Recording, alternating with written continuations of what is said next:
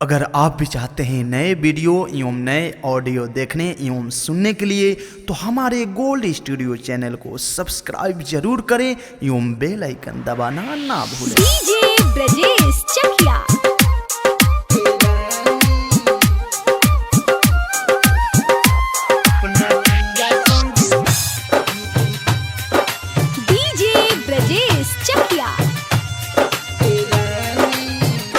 अपना पिया संगे ससुरा में जाके हमके भूल तो ना जइबुए रानी।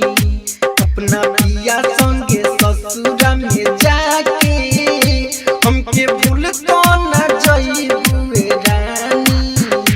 काले होई सगाई होई जइबु पराई बस एतने से डरत बानी।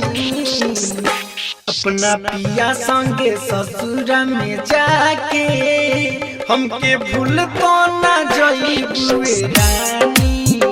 अपना पिया संगे ससुरा में जाके हमके भूल तो ना जइबुए रानी। डीजे ब्रजेश चकिया। अपना पिया संगे छाया रिकॉर्डिंग स्टूडियो केसरिया। अपना पिया संगे डीजे ब्रजेश चकिया।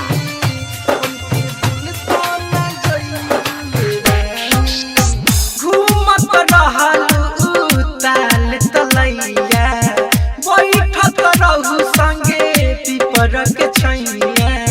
पिपरक छैया पिपरक छैया घूमत रहल उताल तलैया बैठत रहू संगे पिपरक छैया।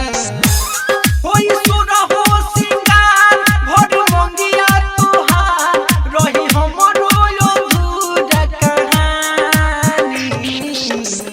अपना पिया संगे ससुरा में जाके हमके भूल तो न जइबुए रानी।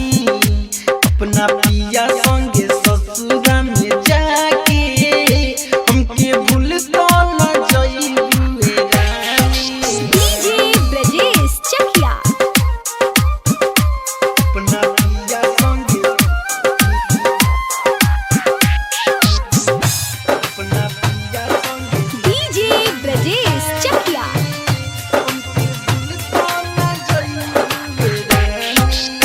तू सड़क के घरवा में डोली तोहर जाई मामा वीरेंद्र कहे तोहके भुलाई तोहके भुलाई तोहके भुलाई।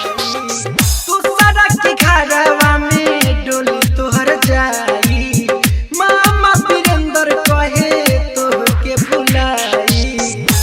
नहीं होला विश्वास रहल सागर के पास गुडगरासी के मनलू दिल जानी।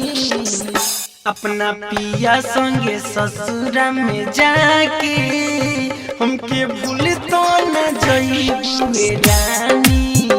अपना पिया संगे ससुरा में जाके हमके भूल तो न जइबुए रानी।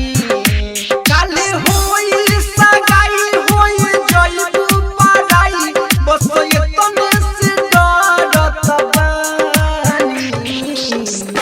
अपना पिया संगे ससुरा में जाके हमके भूल तो ना जइबुए रानी।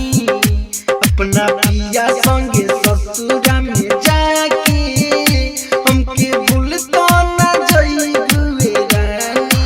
छाया रिकॉर्डिंग स्टूडियो केसरिया।